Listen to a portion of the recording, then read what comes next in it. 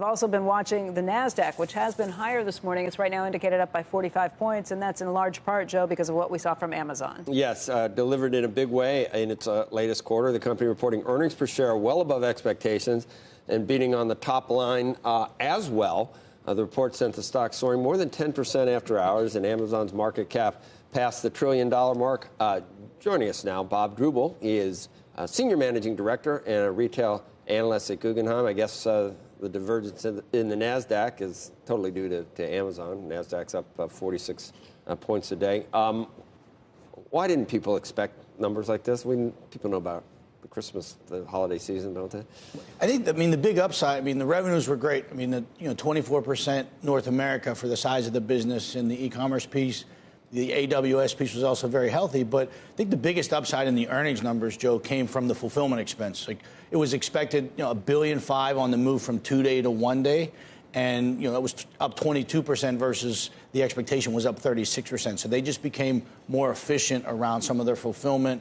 They've got a lot of big initiatives as they make this transition, and the consumers really responded very favorably to this. The most recent quarters at Amazon, the expenses had started to worry people again. Is that fair to say? And I think so. Was that not evident here? Or? I think as the year progressed last year, so they really started this move from 2-day shipping on Prime to 1-day in the second quarter. So there was $800 million of expense additional in the second quarter, $800 million in the third quarter.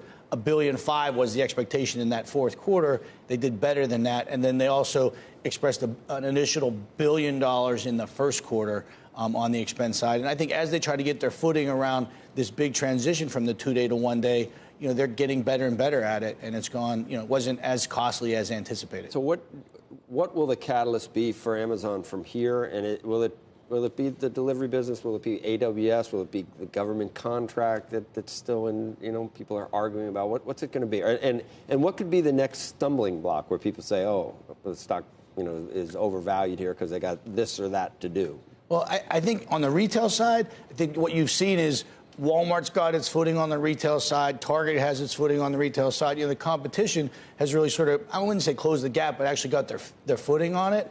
But I think when you shift over into the AWS side, that was the other piece where there was definitely some nerves around profitability, a lot of noise given the JEDI contract on the AWS side.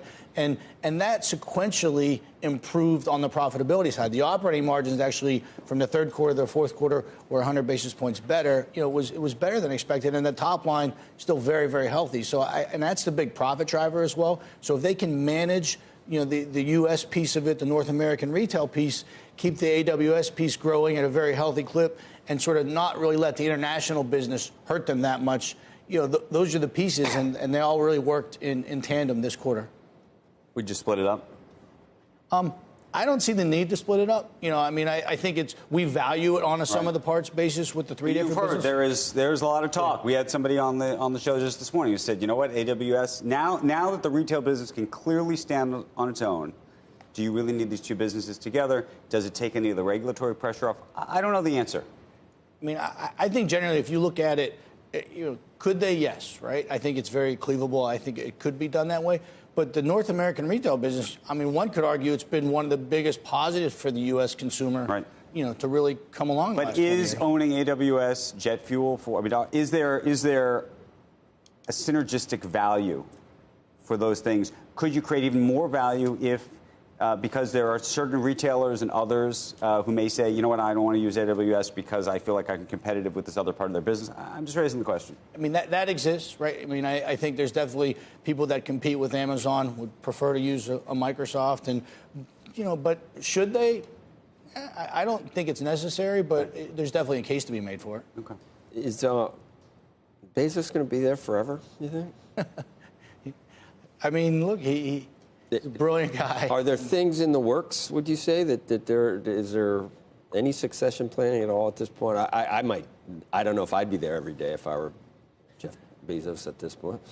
I think he's a visionary, right? I think they clearly have a plan in place in case something happens. It's such a well-managed business, and I think the board is very solid as well.